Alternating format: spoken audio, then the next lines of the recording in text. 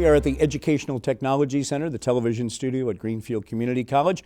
And our guest now, a proud alum of Greenfield Community College, Chris Collins. He is the news director for the Greenfield radio stations, WHAI, WPVQ. He's the News Bureau, Franklin County News Bureau Chief for WHMP Radio Northampton, former staff reporter for the Greenfield Recorder, and you still show up on the Recorder every week with your column, Chris Collins, in the arena. Good to have you with us, sir. It's good to be here. Good to see you again, Jim. And what a great studio this is. I mean, it's a great facility here at GCC. Another example of how the college has grown. And you grew up here in this town.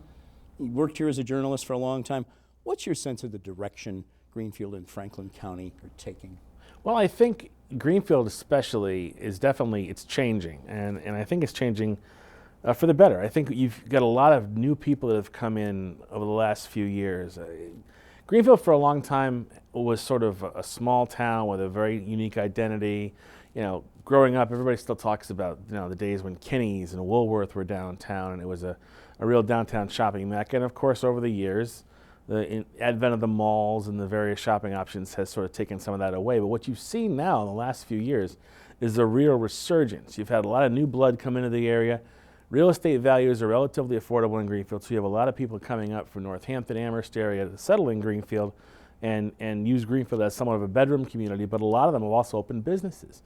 And now downtown you have a lot of niche places like the Brass Buckle and Mesa Verde, and you've got various different shops. You have an Indian restaurant now, the Arts Block and the Renaissance that's happened there, and Geordie Herald buying what's now the Greenfield Coffee Building. There's been a lot of investment from people coming into Greenfield, and with that, the demographics have changed politically and everything and every other way. So Greenfield has still got that same hometown feel, but it's now become kind of a hipster haven, and I think a lot of people welcome that new blood. The old line industrial jobs that built this, and a lot of northeastern county, I mean, they're pretty much gone. I mean, tap and die were more or less invented here in Franklin County, and those companies provided a solid, decent living. And more than that, it seemed to me a way of life. I mean, they sponsored community events and baseball teams for kids and sometimes the workers and the adults. I mean, how has that going away impacted the community? Well, it used to be that a kid could go to local schools, graduate, and be able to get a job in one of the mills if they didn't want to go on to college. One of the great things about Greenfield Community College is it's sort of given a bridge gap, so to speak, to the kids who maybe couldn't afford or didn't want to go away to a four-year school but wanted to go to college. They come here, they get a couple of years, they get an associate's, and then they can transfer. And the rate of transfers from kids from this school to four-year colleges is astronomical compared to other community colleges. But that option of going strictly from high school into the working class is very much limited. Greenfield has gone from being a largely industrial-based economy to a largely service-based economy. Right now, Greenfield's #1 employer are nonprofit organizations. And you see this, you know, if you go through town and you go through the area, you see businesses closing in some cases, and that real estate being snapped up by nonprofits. The best example of this in Greenfield is the Masonic building used to be office condo spaces, and now it's almost totally occupied by community action. They can occupy 4 floors of that building. But those organizations create jobs, nonprofit jobs, but unfortunately, that level of employment that was steady, that had good benefits and good pay for working class people has largely dried up. However, we're seeing a bit of a resurgence now. Valley Steel Stamp and the owner, Steve Capshaw, recently spearheaded an effort to raise money to create a program to retrain local workers for high-paying industrial jobs, new industry, clean industry jobs that right now are going unfilled because they haven't got enough trained workers. That, I think, is the direction that Greenfield can be going in. I think more of that kind of initiative to retrain the jobs base that we have here into those. I don't think the Industrial Revolution is completely dead in Greenfield. There's a new possibility for new clean industry, but right now it's a largely service-based economy with a lot of nonprofit jobs, and that makes it difficult for people who want to stay here. I can count probably on one hand the number of people that I went to high school with that are still in the area. So, and that's not a negative, that's just the way it is.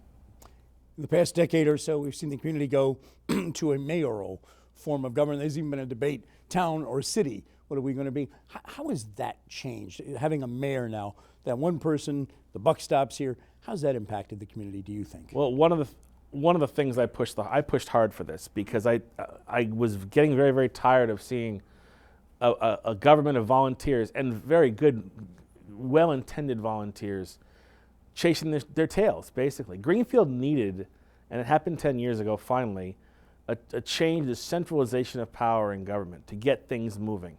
When you've got 5 selectmen that have to meet all the time and have to make decisions in open, then you've got a 27-member town council. It takes a long time. It takes a long time to get things done. And that really crystallized, and people got really frustrated when the Greenfield Middle School project went bad. And there was a feeling like there was nobody in town government who was accountable for what was really happening. The tax rate kept going up. This project was out of control. Nobody could bring in, and that became sort of the symbol for what was a government that didn't have a lot of direction and focus. 10 years into the mayoral experiment, I think what you're seeing, the proof is in the pudding. This past year, Greenfield was able to spend below the Prop 2.5 levy by $670,000.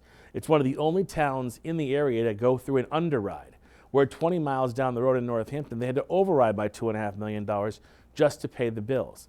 This mayor has, in the 2 terms he's been in office, instituted a zero-based budgeting approach that essentially forces town departments to justify the money they spend. They've underrode by $670,000 this past year. Greenfield residents got a property tax cut for the first time in a very long time. I mean, I think that having a professional mayor in charge has made this government run more efficiently. I think what's interesting, though, is that you've had an ideological shift that is very much indicative of what the town's demographic shift has been. Up until a couple of election cycles ago, the town council in Greenfield was largely a conservative, centrist, kind of right-leaning organization. In the span of 2 election cycles, it's gone from that to being a super progressive, almost a progressive supermajority on that board. And it's created some tension between Bill Martin, who is arguably a pretty centrist, kind of conservative guy, and they've been battling over various things like appointments to certain boards. But I think the council now very much reflects the community Greenfield is. And I think it's going to be interesting to see how that council moves forward. But I think the change to a mayoral form of government has been a positive thing in terms of the management of the community, if nothing else. Chris Collins, thanks for your perspective. Always a pleasure seeing you. Thanks for coming in. Thanks for having me.